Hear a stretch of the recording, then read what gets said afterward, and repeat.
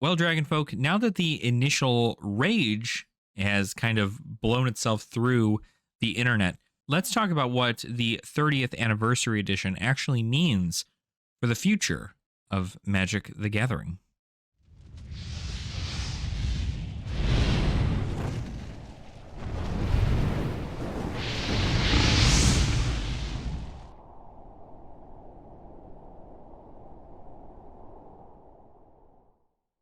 Welcome on in, Dragonfolk. I hope you're all having a fantastic day. I know I am.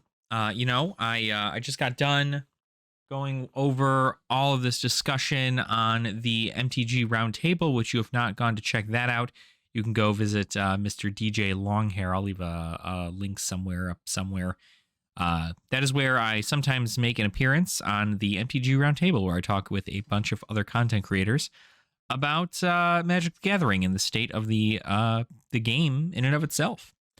So I wanted to go over a couple things that have kind of been talked over with many individuals, and I wanted to kind of go over what I see going forward with this product altogether. First and foremost, we need to talk about the promise that Wizards has kept, right?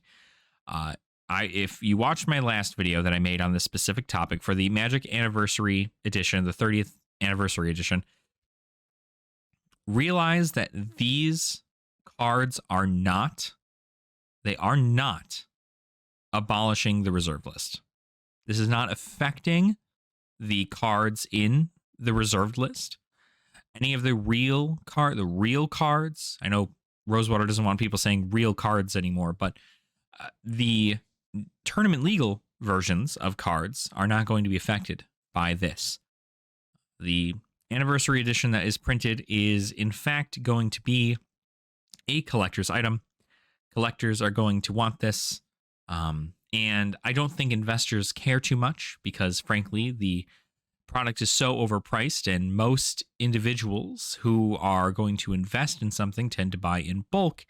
And at that point, why wouldn't you just buy something from beta? Why wouldn't you just buy a piece of power from beta as opposed to shelling out for this product?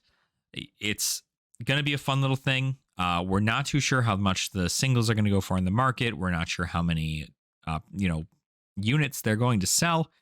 We don't know what the actual print run for this is going to be. We don't know anything about it. We know it's going to be limited, and normally limited is somewhere between 15,000 to really like 10,000 to 50,000, maybe even a little bit more, depending. But at the end of the day, you need to know that this will sell out, regardless of whether or not myself or so many other people in the world are upset about it or indifferent about it, or however that may be. It's not going to matter.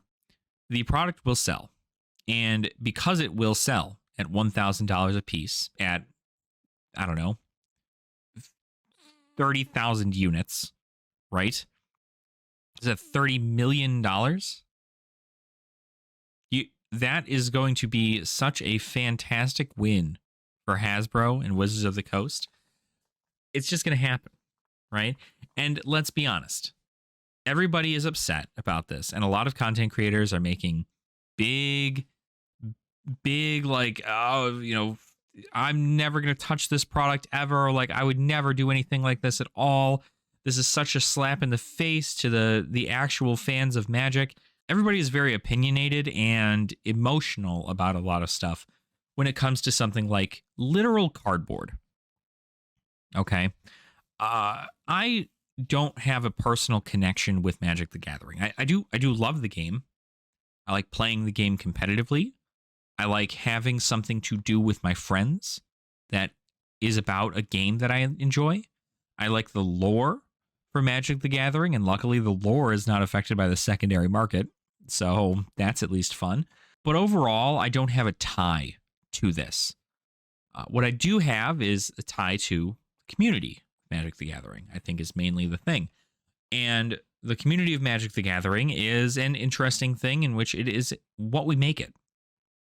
We, as the community, are what we make it. Wizards does not care about a community of Magic the Gathering, right? They their purpose is to make product and then distribute said product to places that will sell said product. And whatever they do within that little realm of theirs is entirely up to the store. But they need to sell product. And that's just kind of where it all starts. So when people get upset because cards are expensive, or when people get upset because their favorite card isn't getting a reprint, or that their card is going to be in a gilded version of something that is much more expensive than it should be, I think this is a real realization for a lot of people that Wizards knows that their stuff is collectible. And they know that people around the world, because there's a lot of people who play Magic and collect Magic and invest in Magic.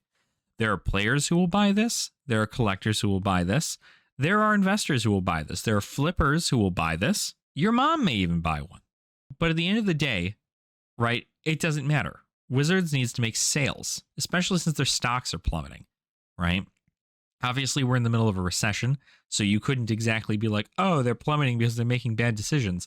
Some of it probably is due to bad decisions, but not all the time. And frankly, I'm sure that with a $30 million bump in revenue, because apparently they're trying to increase their profits by 50% in the next year. So, and that's like where they're starting to do it. This is a great way to do that, right? Imagine making $30 million in under an hour. Just think about that. Do any of you, I sure don't, do any of you even know what $30 million looks like? You take $30 million in 20s and put it in a room, you flood the room. I mean, like, you need a big room. $30 million is a lot of money. A lot of money. Which is why they know that their cards are collectible. They know the old stuff is collectible. You know, they know that dual lands are something that people want. And the problem, one of the other problems I had with this product, the Magic 30th Anniversary Edition, was the fact that they added more dual lands into the product, but they didn't exactly, there was a slight to essentially say, hey, if you Commander players want proxies that are officially licensed by Wizards that look like dual lands and do the same thing as dual lands but are not tournament legal, you can use these and we have them here for you. It is also, again, a collector's edition stuff, right? I call it the anniversary edition because that's what they're calling it, is a 30th anniversary edition, but they did say that this is supposed to be collectible, and it will be. The other thing I need to talk about is, as much as my last video, the biggest scam in Magic the Gathering history, which thank you all for your support for the channel. I appreciate it. I love talking with all of you in the comments. So please continue to voice your opinion. I'd love to chit chat with every single one of you. But I'm going to tell you right now, I would rather spend my money on other things because I don't have them, right? I don't have any dual lands. I don't have a single piece of Power 9. I still have yet to complete a playset of every card from the Dark in near mint. I have yet to complete the tens of hundreds of sets that I want to get a master set from. I want to collect all of the ampersand cards from Adventures in the Forgotten Realms.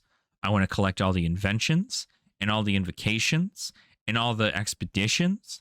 I want to collect the mythic editions of Planeswalkers. I want to collect one of every single Planeswalker. I am not at a point where this is a product where I go, I need to have that. What I would have actually bought, truly, is I would have bought, like I said in my previous video, I would have bought a entire collector's edition of Arabian Nights or Antiquities. Any one of them, right? Whether it be Antiquities, The Dark, Arabian Nights, release all four. Why not? $4,000 a piece? I absolutely would. And the reason I would is because, one, there's not a collector's edition of this product. And two, if you get one of every single card, I don't have to worry about going out, finding the real cards, and completing the real set as soon as possible, right? We have every day we move forward, there are less and less of this product available in the market. You know, you look at the Arabian Nights commons right now. They're over $1 a piece for commons, for common cards. And this isn't a set that was reprinted several times like ABU in different forms and different frames and so on and so forth. Like, obviously ABU has its rarity, but a lot of their cards, their commons and uncommons, were printed at a high amount. This was not the case for Arabian Nights, for Legends, Antiquities. The Dark definitely got printed a decent amount, but I mean, not to the extent that they're worthless. I believe that with the beginning of this anniversary edition, there will be more product. And the reason being is because, of course, this product will sell immediately. Now, on the off chance that this product does not sell, right? That it just doesn't sell. None of it sells, right? Let's just say that the majority ruled, right? Apparently, the entirety of Magic the Gathering, at least a good portion of Magic the Gathering players, collectors, even investors, a lot of these people are all like, like it just kind of seems like I don't need that, right? Some collectors may be based on different things, like they only want to collect certain cards from this, so they'll wait until singles hit the market. Some collectors want to go, well, I'll buy one maybe, but like I'm not going to buy like 10. Investors are probably like, well, it could go up in price, but theoretically, I'd like to invest in the actual cards instead of these, collector's edition, anniversary edition versions of these cards, which, mind you, are also going to be fairly easy to counterfeit. So, unfortunately, we're probably going to see that in the future too. But because whenever people have the opportunity to make more money, they absolutely will. But I don't believe that this is the end, right? I think that Wizards of the Coast is going to take this opportunity and do much like a fellow creator of mine, MTG Gaming Bob, has said. I believe they will eventually come out with things like draft booster boxes of old sets, and they will make them non-tournament legal, but they will be used to emulate a draft environment that was once in the past. There's a lot of new players who come into Magic, and let's be honest, 30 years is a long time. I'm not even 30 years old. Like, I couldn't imagine this product has lasted as long as my life has. That's saying something, like that is actually saying something. And I can't fathom the amount. I mean, I just got into the game 3 years ago. I got into the game, and the amount of things that I want to do, that I want to collect, are so far out of my reach. I would need to be making upwards of $500,000 plus salary on a regular basis in order for me to even fathom getting everything that I want from a collection, or for my collection personally.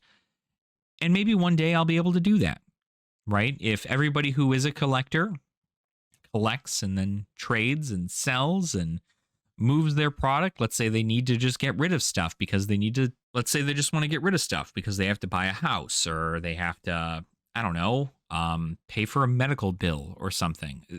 I see this in Yu-Gi-Oh all the time. There's so many people who are like, oh, my car broke down, I got to sell, $5,000 worth of, secret rares and starlight rares and so on and so forth. Like, things happen in life to the point where you're going to have to sell, maybe, unless you're like so well financially off that you don't need to worry about that. I believe that with the addition of this, and with content creators wanting to buy it, because $1,000 to a content creator, guess what? You're not going to believe this, right? There are content creators that make just opening videos, right? They just do openings, right? Did you know that you can just write that stuff off? You can just write it off. $1,000 to buy a product for you to review on your channel. I don't, I see that as a tax write off to me, right? Let me know in the comments whether or not I'm wrong. I'm not a tax guy. I know a little bit enough. I know enough to be dangerous, but I definitely am. I'm not as knowledgeable as I'd like to think in regards to taxes, but there are people who are just going to write this off. There are content creators out here who could just go, oh, yeah, I bought 10 of them. And 5 of them I'm going to open on the channel, which means I only spent $5,000, writing off the other $5,000. Tax write-offs, any kind of deductibles. You've got, there's ways around it for content creators. And when they make this content of them opening this product, you're going to see a lot of people who are brand new to Magic, who have been growing up, and their parents have been teaching them to play Magic, and maybe their grandparents have been teaching them to play Magic or something. And these kids grow up and they see people opening this product. They see people opening these beta cards in their collector's edition from the 30th anniversary. And they go, oh, whoa, what are those cards and those borders? It'll ignite a spark in some people. And that is going to be a big factor in this. But at the end of the day, Wizards is going to just continue to make money. Hasbro is going to continue to make money. They're going to continue to make standard sets that they expect people to buy in order for them to add new cards into the pool, to switch up things in the meta, to have certain cards available for commander players. They are making a bunch of special stuff, such as serialized cards and these Galaxy Foil Shocklands. I mean, you're talking such amazing things, and they're making it so well known that these are going to be collectibles. I mean, the way Wizards is going now is this is no longer about the competition. It's no longer about the playing. What you do with your cards and what you do with your play group is on you. Wizards does not care whether or not you can't afford a dual land.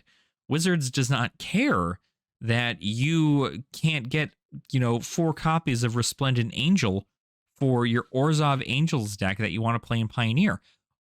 Or Wizards doesn't care that your Precon Commander deck that they released has a bad mana base. They don't care. They want you to buy product. That's their whole purpose, is for them to buy product. And that's how it's going to continue. And I would think that they do things like making these collector's editions of old sets. I would absolutely buy it. And I'd like to also make it extremely clear that if I had the money to purchase one of these anniversary sets, I would buy it. I would buy it. Is it a scam? In a sense, sure, right? $1,000, right? For 4 packs. I would buy one to keep sealed. I would not buy one to open. But if I could buy 2, one to keep sealed and then one to open, and then write that one to open and write it off, what did I lose, right? What did I even possibly lose when making a video like that? You know what I mean? There's so much out there available to a content creator. But a new player probably should stay away from this. There are better things you can do. Focus on getting your budget decks upgraded. Focus on, finding a good play group to play with. Focus on, making friends and learning about other cards that are in the other formats. Learn about other formats. Find something fun for you to do as a player, because this is not something you're probably going to want to pick up. But if you do want to be a part of this and you want this to be the intro into your own personal collection of very limited product, then spend the $1,000, right? Whatever you want to do with your money is what you want to do. But at the end of the day, I know several people who are going to buy it, and there's no amount of boycotting that's going to change their mind. And there's no way that anybody is going to change the people who's already determined that they're going to buy it. it doesn't matter what you think. If you come to people like Rudy or freaking, I don't know, Joey Moss from Bad Boy Gaming or Nikachu, if you come to any of these people and you and your 20 homies come up to him and they come up to them and they go, you need to never purchase this product. Like, don't do it. Don't you purchase this. Don't purchase it. Don't do this. Stop. Don't do this. Don't buy it. They don't care. What does it matter? What does it matter to you that you're putting too much emotion into cardboard? Like, go touch grass. I said it. I'll say it again. Go touch grass. Like, there's literally so many other things you can do with $1,000 than purchase this product, right? But for people who consider this their job, maybe people who just consider investing or collecting a fantastic hobby of theirs, you can't tell them what to do with their money. I can't tell them what to do with their money. I can provide as much sound advice as possible, right? And my sound advice is don't go into debt for this, okay? And if it's just not for you, it's not for you. You don't have to follow a trend. You don't have to fear with any FOMO or anything like that. And more importantly, if you want this product, just make sure to be early because it's going to sell out very quickly. And again, when this all sells out and everything is laid out in the open and Wizards makes an article saying how much they made on just one product's release, they're going to go to that boardroom and they're going to go, well, we did real well for that. What do you think? What 35th anniversary? What do we celebrate? How about we make a standard set where we go back to the plane that's based around Arabian Nights, but we make it kind of like a subsidized set that have like some throwback cards in there and like older arts. But then we make a collector's edition of all the cards from Arabian Nights and sell that for $1,000. And I got to be honest with you, I would buy that. I'd buy a collector's edition of Arabian Nights. I've said it already 7 times. I will say it again. The Dark, I'd do that too. Any of it. And I would enjoy that. I'd enjoy that concept. I'd enjoy being able to relive these cards, be able to have them in my hands, be able to have a full set, an entire collection of these things, and know that I have one. That would be a nice collector piece for me specifically. And I'm sure a few other people. I think everybody has to realize that Wizards is a company that needs to make money. And the money they make is going to be used to make more product. And then that product is going to make them more money. And then so on and so forth until eventually they, I don't know, the entire economy collapses or something. Like, they will continue to do this and they will continue to break record numbers as a company, the multi-million-dollar company, because that's what a company would do. You want your company to succeed if you were in charge of it, right? If you were in charge of a multi-million-dollar company, you wouldn't want to look at the player base of, I don't know what, like 20% of the people who are claiming, that's a made up a statistic. Don't quote me on that. You're going to take like the 20% of people who are crying because they can't use one land in their deck, that they're going to go, oh no, we need to reprint them, make them legal in tournaments, and they need to be $2, right? We'll make a dual land, tri-pack box where you can get a chance at a crazy frame dual land, and the box is going to cost $10 and it's like $3 a pack or something, whatever. That's never going to happen, right? Because at the end of the day, they don't want their stuff to be cheap because they lose out on money. And they want you to purchase product because they have to make money. This is just the way things are going to go. And if that upsets you, right, and you feel like you're so betrayed by a company that wants to make money that they're just not going to care about your feelings and your emotions in regards to any of this, then do whatever you feel is necessary, right? But I wouldn't freak out, okay? find your peace in Magic the Gathering. Find where you feel most comfortable, whether or not that be casually playing Commander with your friends and picking up a new single every now and again, or trying out a new deck on Spell Table, or you get into Pioneer and you start going to tournaments on a more regular basis, and you start climbing the Pro Tour ladder, and you end up getting into the regional championship qualifiers, and you make it to the world championships at some day, right? Whatever you feel your place is here in Magic, wherever you feel tied to, is where you should continue to hold on to. But just realize that Wizards is not here for you. Wizards is here to provide product for you to make your own happiness. And that is really the entire point. So thank you guys so much for watching. I do appreciate your support. Let me know in the comments what you guys think about this concept. I know it's a lot to kind of take in, and I know we're kind of having a more serious talk right now, but I did want to make sure that everybody is aware of the stance that things are at right now. And frankly, there's going to be a lot of outrage for a long time, but I believe the people who are raging are actually in a near minority, if not less than half of the actual people who deal in Magic the Gathering.